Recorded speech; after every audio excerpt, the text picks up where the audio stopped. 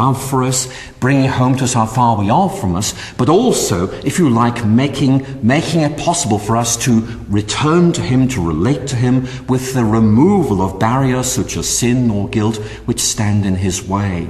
And so for that reason, Christians have very often, rightly I think, thought of the death and resurrection of Christ as being right at the center of the Christian faith, because it is at this point, if you like, that this great act of redemption has taken place, and which we're being asked to respond to in some way.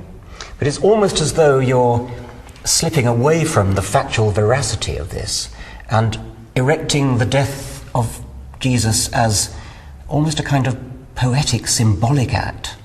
And I've noticed a tendency for theologians to do that a lot, and to sort of almost say, oh, we don't care what really happened. What matters is the symbolic meaning. It's almost as though if, say, at some future date, the double helix model of DNA were ever to be disproved, and then if scientists had become so religiously committed to the idea of the double helix that they would say something like, oh, we don't care whether it's actually true that it's a double helix, but what meaning does the double helix have for us today? Perhaps the affinity of the bases for each other, the purine for the pyrimidine, the way the double helix coils round itself is kind of has meaning for us in terms of a loving relationship. You get the point. I mean, doesn't it actually rather matter that this man was tortured and killed for somebody else's sins when if he was God, he had the power simply to forgive them or perform some other symbolic act rather than actually be crucified in this horrendous way? I think for Christians, the events you've described, the actualities, are immensely important. But I think every event actually needs to be interpreted. In other words, this has happened, was its significance? For example, Caesar crossing the Rubicon is actually more than just a general crossing a river. It is an act of declaration of war against Rome because of its significance. And therefore, what Christians have tried to do is to say there are these events, and here are their significance. So the event, if you like, is the death of Jesus on the cross. Its significance is the demonstration of God's love, the transformation of the human situation, the forgiveness of sins, and so forth. And certainly I wouldn't want to minimize for one moment the pain that Christ suffered, the apparent torture, as you rightly say, he went through. And from a Christian perspective, that is not about glorifying torture.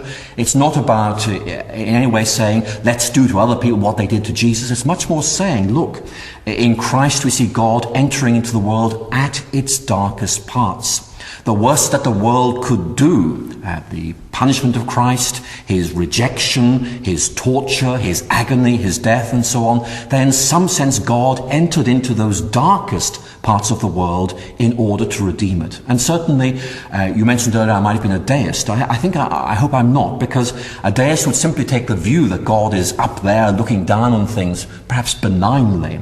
But the kind of God I believe in is a God who actually enters into this world, takes on this world at its worst, in order to try and transform it.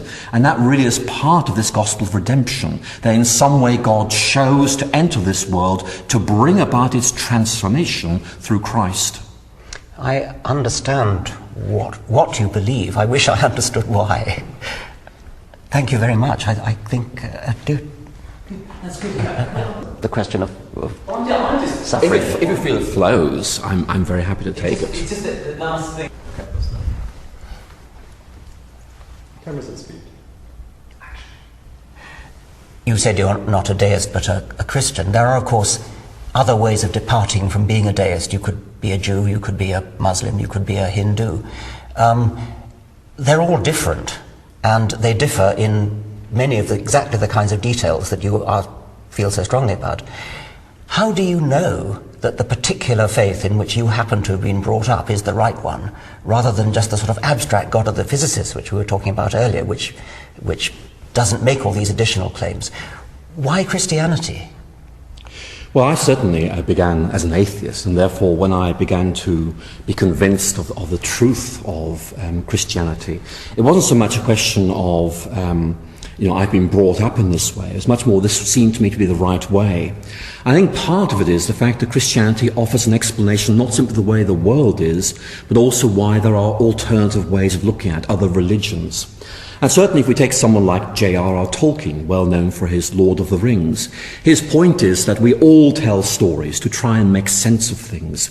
And all of these, if you like, are grasping after truth, and some of them realize some of it. But his point is there are shadows there amidst the light.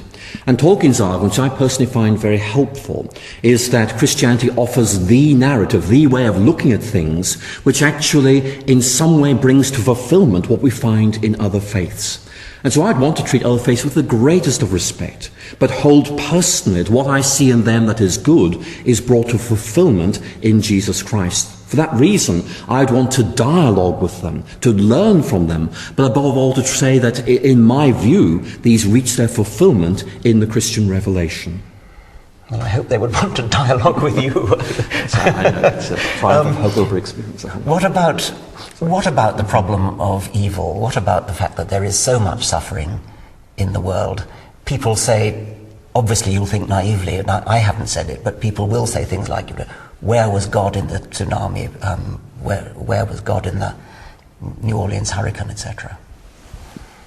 I think Christian theologians, in looking at natural disasters, suffering and so forth, have tended to take two approaches. One is to say, let's try and explain this. And that, I think, doesn't really get us very far, because we can't really make sense of these things. Maybe there's just the way things are.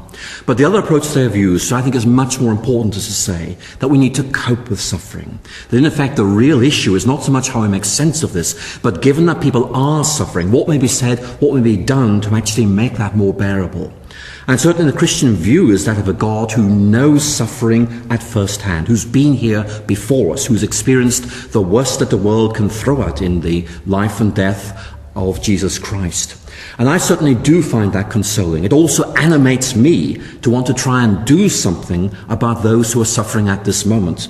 So it's not simply a question of intellectual reflection, it's about wanting to try and get out there and do something, because I believe that's what God would want me to do. When you read of tens of thousands of people being killed, drowned, or blown away, whatever it is, and then you read that one child was saved, and the parents thank God for saving this one child, doesn't the irony of it strike you? I mean, that God could have saved all those 10,000 people. Why would he save this one child? I mean, I would hope that he would say he didn't save the one child was just lucky. But there are many people whose faith in God, almost unbelievably, I find, is increased when there's a disaster of this kind, rather than being decreased. I mean, can you get your head around that?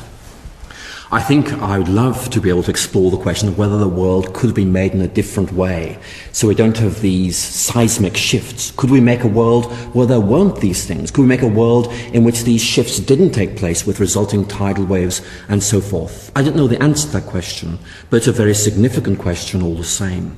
But in response to your question about a child being saved, I think one of the most fundamental instincts in human nature is to want to give thanks for things that happen that they believe to be good things.